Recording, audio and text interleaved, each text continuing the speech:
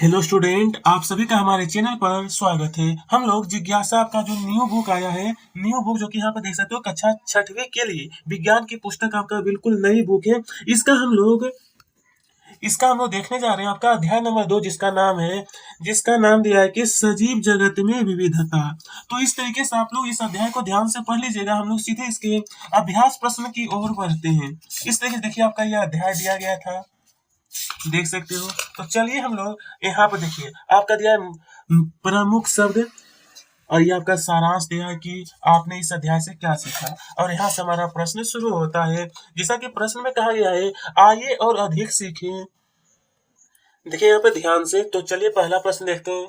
जैसा कि बोला गया है क्वेश्चन नंबर 1 कि यहाँ दो प्रकार के बीज दिए गए हैं।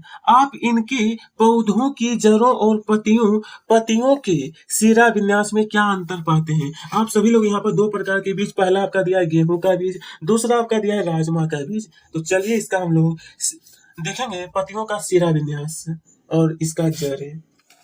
तो आप सभी को यहाँ पे नोट करना है जो मैं आपको बताऊंगा। देखिए इसका उत्तर इस तरीके से लिखना है कि यहाँ पे नंबर क में गेहूं, जो कि यहाँ पे देखिए गेहूं का दिया गया था ना बीज। तो लिखना सबसे पहले गेहूं और ऊपर में यहाँ पर जड़ लिखना है, और ये हो जाएगा पतियों का सिरा विन्यास।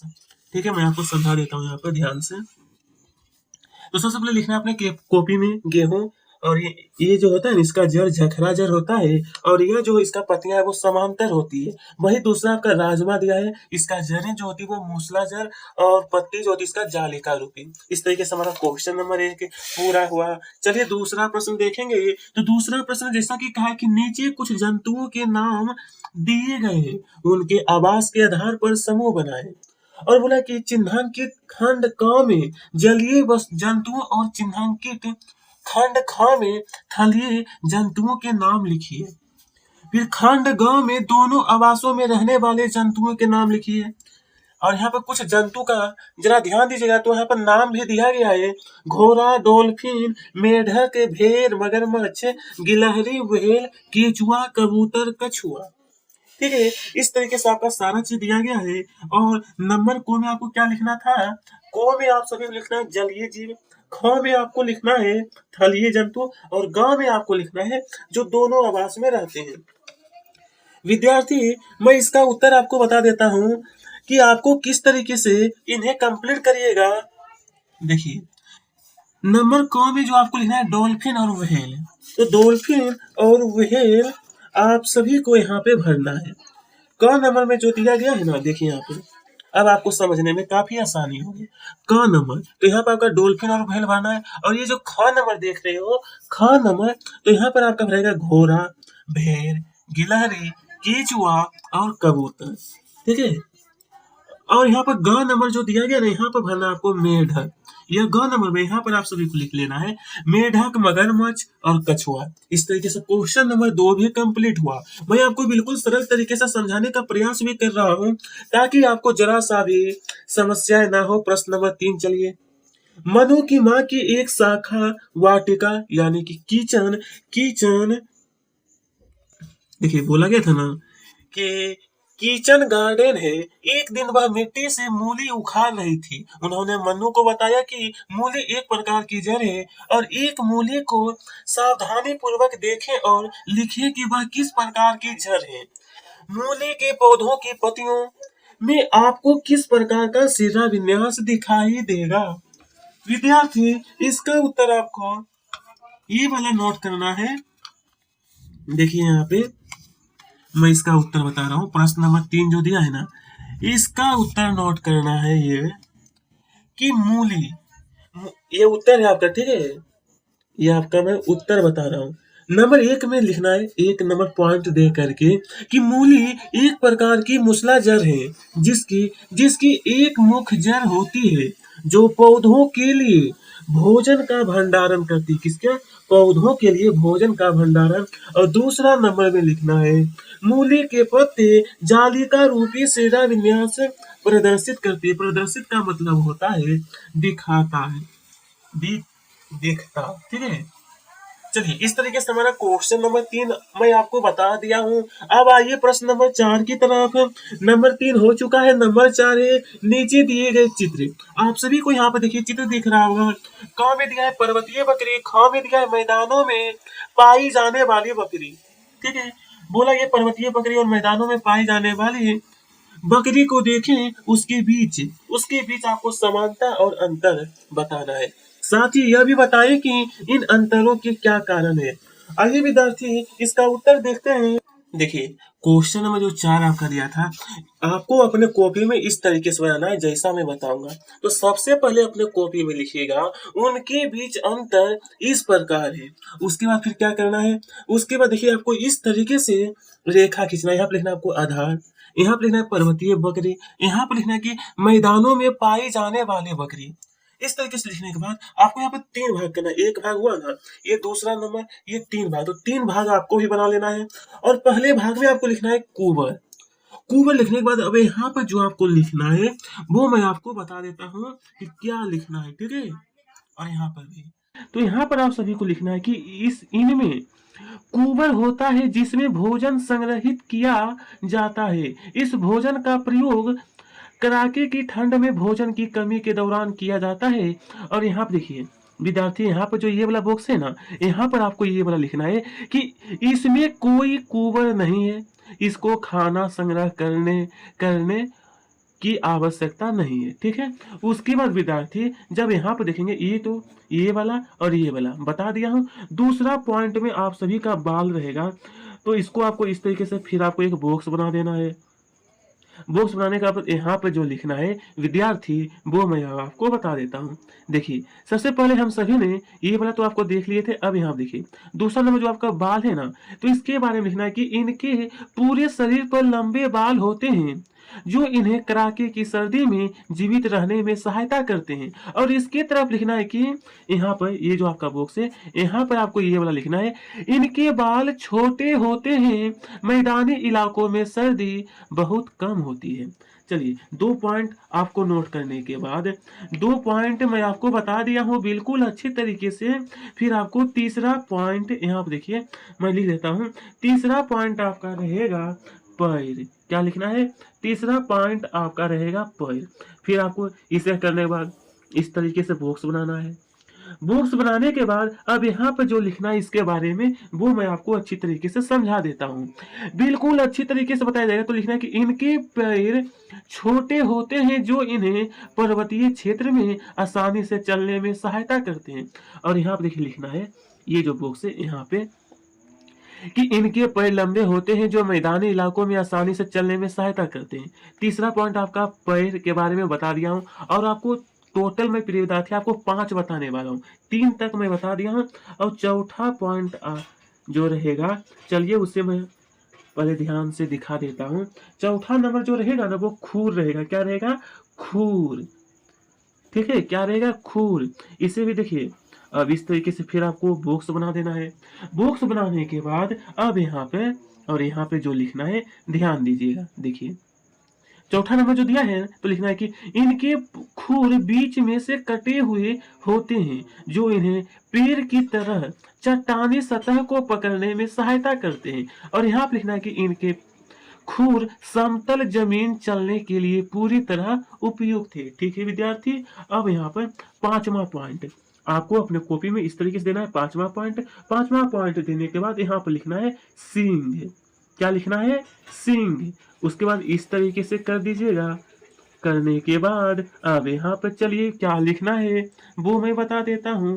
टोटल का मैं आपको 5 बताया हूँ। ठीक है, तो 5वां नंबर देखिए यहाँ पे लिखना है यहाँ पर कि इनके सींग घुमावदार होते हैं और इनके सींग सीधे होते हैं। ठीक है, 2 दिया है ना, देखिए यहाँ पे जो लिखना है तो यहाँ पर ये वाला लिख देना सिंह, जो आपका दिया था यहाँ पे सिंह, तो यहाँ पर भर लेना है। उसके बाद देखिए विद्यार्थी इतना करने के बाद आपका क्वेश्चन कहा गया था कि अंतरों के क्या कारण है यह भी बताना है। तो चलिए इतना करने के बाद विद्यार्थी मैं इसे देखिए आपको बता दिया हूँ ध्यान से। अब थोड़ा सा और लिखना है आपको, जो कि लिखना है ये वाला लाइनें बस थोड़ी सी और लिखना है। देखिए यहाँ पे पॉइंट दे देना है। उसके बाद लिखना है कि समानता यह है कि दोनों पर्वतीय और मैदानों में पाई जाने वाली बकरी घास पत्तियां आदि खाती है, अर्थात दोनों क्या है, तो शाकाहारी है। ठीक है, होती है, दोनों के खुर और सींग होते हैं। इस तरीके से आप लोग इस क्वेश्चन को कंप्लीट कर लेना है। बहुत ही मैंने अच्छी तरीके से आपको बता दिया हूं। क्वेश्चन नंबर 4 हमारा कंप्लीट हो गया। अब विद्यार्थी देखने वाले हैं प्रश्न नंबर 5 को। ध्यान दीजिएगा, प्रश्न 5 कहा गया है कि पाठ में चर्चा की गई विशेषताओं के अतिरिक्त किसी अन्य विशेषता के आधार पर निम्नलिखित जंतुओं के 2 समूह बनाना है। जैसा कि कुछ जंतु का नाम दिया गया है कि गाय, तिलचट्टा, कोकरोच, कबूतर। देखिए, तिलचट्टा को हम लोग कोकरोच कहते हैं। कबूतर, चमगादड़, व्हेल, कछुआ, मछली, टिड्डा और छिपकली। तो आइए विद्यार्थी, इसका उत्तर देखिए ध्यान से।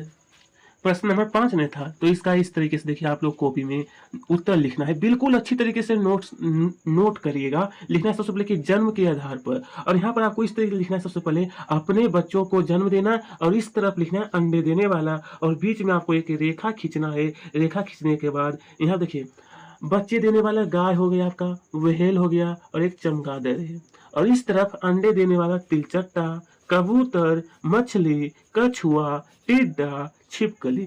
इस तरीके से विद्यार्थी प्रश्न नंबर जो 5 था, इसका उत्तर भी कंप्लीट हो गया। ठीक है विद्यार्थी, अब यहाँ पर देखेंगे नंबर 6 में जैसा कि कहा गया है कि जनसंख्या के बढ़ने और मनुष्यों द्वारा अधिक सुविधाजनक जीवन की चाह में विभिन्न आवश्यकताओं की पूर्ति के लिए वनों की कटाई की जा रही है। यह हमारे आसपास के परिवेश को कैसे प्रभावित कर सकता है? आपके विचार से हम इस चुनौती का निदान कैसे कर सकते हैं? यह जो क्वेश्चन नंबर 6 दिया है विद्यार्थी, इसका उत्तर चलिए देखते हैं हम सभी लोग।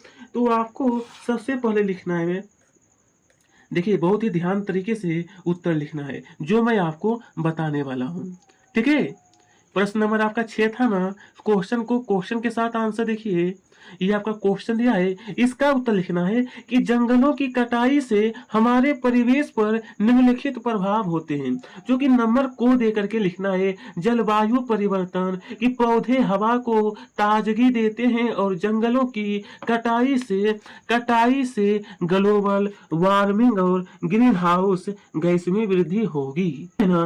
बी पॉइंट जो कि लिखना है कि जैव विविधता, जंगलों की कटाई में विभिन्न देखिए यहाँ पर कि विभिन्न प्रजातियों के जानवरों, पक्षियों और पौधों का नुकसान होगा। और देखिए यहाँ पर ग नंबर जो दिया गया है, यहाँ पर लिखना है आप सभी को कि वायु प्रदूषण, जंगलों की कटाई से हवा में प्रदूषण की वृद्धि होगी, जो विभिन्न बीमारियां को जन्म देगी। टोटल मैंने यहाँ पर 3 पॉइंट बताया हूं, और यहाँ पर एक पॉइंट और लिखना है, जो कि पॉइंट आपका दिया गया है कि जल चक्र, जंगलों की कटाई से वर्षा के पैटर्न में परिवर्तन होगा, जो कृषि उत्पादों को प्रभावित करेगा।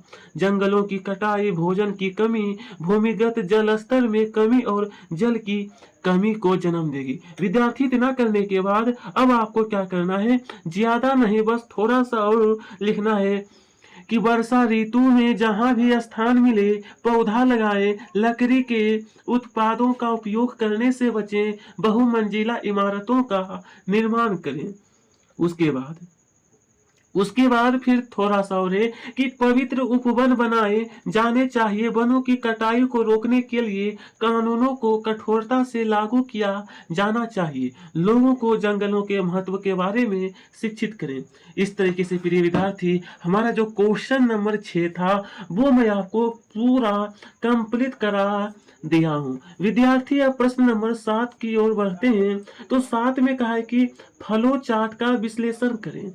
विद्यार्थी, आप सभी की बुक में एक फ्लो चार्ट दिया है, जिसमें कहा है क और ख की कौन कौन से उदाहरण हो सकते हैं। तो आइए विद्यार्थी, सबसे पहले हम लोग फ्लो चार्ट को समझेंगे कि किस आपका जो जैसा कि फ्लो चार्ट यहाँ पे दिया गया है, विद्यार्थी, ये जो आपका फ्लो चार्ट दिया गया, देखिए यहाँ पर पौधा है। आप लोग अपने बुक में ध्यान दीजिएगा तो यहाँ पे क्या इसमें पत्तियां हैं, तो बिल्कुल अगर पौधा है तो उसमें पत्तियां जरूर रहती है। अगर पत्तियां हैं तो क्या इसमें जालिका रूपी शेरा विन्यास है, तो बिल्कुल हाँ है। तो कौन नंबर, यहाँ पर आप सभी को ज्यादा कुछ नहीं, बस यहाँ पर ऐसे कर देना है और यहाँ पर लिखना है कौन नंबर में गुलाब। क्या लिखना है, गुलाब, और ज्यादा कुछ आपको नहीं करना है, बस गुलाब यहाँ पर लिखना है। और ख नंबर जो देख रहे हो तो यहाँ पर आप सभी को लिखना है गेहूं, यहाँ पर आप सभी को लिख लेना है गेहूं, ठीक है। बस इस तरीके से क्वेश्चन नंबर 7 आप सभी का कंप्लीट हुआ। तो आइए अब देखेंगे प्रश्न संख्या 8 को, कि राज अपने मित्र संजय से तर्क करता है गुड़हल का पौधा एक झाड़ी है। बोला गया है क्वेश्चन में कि गुड़हल का जो पौधा होता है वो एक झाड़ी है। तो बोला कि संजय इसके स्पष्टीकरण के लिए कौन से प्रश्न पूछ सकता है, कौन सा प्रश्न। विद्यार्थी यहाँ पर देखिए, आप सभी को उत्तर नोट करना है। देखिए इसे आपको नोट करना है जो मैं आपको बताऊंगा। तो सबसे पहले लिखना है कि संजय ने स्पष्टीकरण के लिए निम्नलिखित प्रश्न पूछे, वह पौधे के समीकरण हाँ अब देखिए सही है कि समीकरण समूहीकरण की विशेषताओं को जानता है, जिसके अंतर्गत आपको पहला नंबर लिखना है कि वह पौधे की ऊंचाई जानना चाहता है। दूसरा नंबर लिखना है वह पौधे के तने के रंग के बारे में जानना चाहता है, तना कोमल, कठोर, मोटा, पतला कैसा है। इस तरीके से पहला क्वेश्चन ये हो गया। तो यहाँ पर देखिए बोला गया था ना कि कौन कौन से प्रश्न पूछ सकता है, तो वही मैं आपको बता रहा हूँ स्पष्टीकरण के लिए, जरा ध्यान से नोट करना है। तो एक नंबर, ये दूसरा नंबर लिखना है, और तीसरा नंबर में लिखना है, तीसरा नंबर में कि शाखाएं जमीन के समीप दिखती है या तने पर अधिक ऊपर। इस तरीके से आपका क्वेश्चन नंबर 8 हमारा पूरा हो गया, ठीक है।